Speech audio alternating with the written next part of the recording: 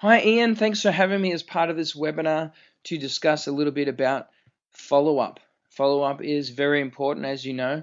It is a subject that we touch on often in meetings and to make sure that people are following up. And it is something that I've learned some tips and tricks about along the way. And hopefully this will help those that are listening. A little bit about it is the truth about follow-up that we'll cover, as well as don't take it personally, and then at the end there is never assume. So those are the things that I wanted to cover. The first one is the truth about follow-up. A lot of distributors don't take it as seriously as they should. Follow-up is something that definitely should be happening with all prospects. And after talking with a prospect, they might leave one voicemail or follow-up email, and then that's it. And the small majority will take the next step and maybe call an additional time or send another email or a card. Hearing that someone, though, that has followed up 3 or 4 or 5 or 6 or 7 times is rare. And that's what we need to get to, because that's exactly how many times we need to follow up. We need 7 follow-ups. That's critical for success. That's how long it takes to get someone's attention. So now you have to be honest with yourself and say, how many times do I actually follow up? How many attempts do I regularly make? There are a lot of excuses, right? And people are too busy. They want to spend their time in front of prospects, not chasing down possibilities. There's, I left the person a voicemail, and now it's their turn to call me. But the truth is that the person doesn't do it because they're afraid of rejection. So fear comes into it. People have a fear of getting hung up on. They're afraid the prospect's going to tell them, go away or stop bothering me. And it stems back from most people's childhood. When you go and you ask your parents for something when you're little, and they say, no, stop bothering me, go to your room, or go outside and play. So then when it comes back to follow-up, when you think about asking again, you're like, oh, I don't want to bother mum and dad. I just asked them and they told me no. If I ask them again, they're going to yell at me and send me away. So if you're ready to put that child to bed and take the steps necessary to follow up, you will land more business. So you've got to keep these suggestions in mind. Don't take it personally. Well, don't take it personally can obviously mean that you got to remember they're not rejecting you, they're rejecting the product or service. You don't want to become attached to the outcome. So imagine this. If you had a magic lamp and you rubbed it, genie came out, and a genie said, for the next 12 hours, any phone call you make, any person you meet, any encounter you have, the answer they will give you will be yes. How many phone calls would you make that day? I bet you'd make as many phone calls as you could.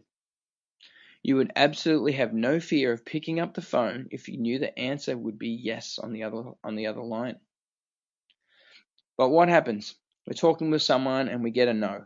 And at that point, you need to remember that it takes a certain number of negative responses before you get a positive one. And that can change and vary, but the point is that when you get a no, you just say, great, now I'm one step closer to my yes. But if you just think that that is just one more step to a yes, then you can have unlimited yeses because you can make those unlimited phone calls and follow-ups. Never assume. So, never assume. Most people fear they're going to annoy prospects by following them up. That's why after they leave a voicemail and they get no reply, or they send a card and they don't say anything, they assume the prospect's not interested. Done. We all know the word assume can be broken into assume, which means assume is making an ass out of you and me. And in fact, that's exactly what can happen. If you don't follow up with your prospects because of your assumptions, that's what happens. Here's why. The reason people aren't getting back to you after even 3 or 4 attempts is not because they're not interested, it's simply because we're busy. Therefore, we're not following up. It's not about nagging, it's about reminding. So realize that people are bombarded with technology, information, different things coming up. Their mind's going 50 different directions, school, study, kids. It's only natural that they need reminding. So let's talk about a short-term memory for a minute. Did you know that the average person's short-term memory can be as low as 5 to 60 seconds long? So that if someone's listening to, say, 5 voicemails in their car while they're driving along, or when they get home and they're busy doing 2 things at once, that means that after the voicemails, if they're not writing anything down, they probably will forget your call. Just another reason to remind people that you contacted them. Also, other stuff happens. People lose their cell phones, they get sick, technology happens, family happens, work happens, other things come in to play, or they just forget. So when you assume that someone isn't interested, or assume that you're bothering them, or assume that they don't have the money, or any other assumptions, you're sabotaging your business. If you truly believe that SendOutCards is a product and service that everyone can have, then following up shouldn't be an issue. Everyone can use SendOutCards. After all, you're doing them a favor by reminding them that this might be a service they've been looking for and haven't had a chance to tap into. And when they do, you might be surprised. They might thank you for all the follow-up that you've been given. There's actually one last thing that I wanted to bring up, is the success is in the follow-up. And we all know that you can say fortune's in the follow-up, or the money's in the follow-up, or success. But since few salespeople actually do follow up properly 6, 7 times to make sure that they are following up, even if your prospect doesn't immediately return your call or email, they'll remember your efforts. They'll remember how many times you have been reminding them.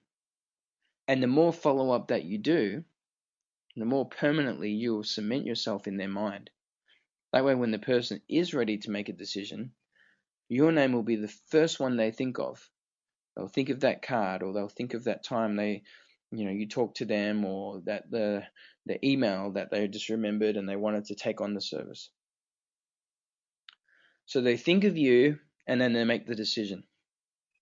So what we need to remember is to pick up the phone and have some fun. FUN, follow up now. Thanks a lot, Ian. I hope this helps, and catch you on the next call.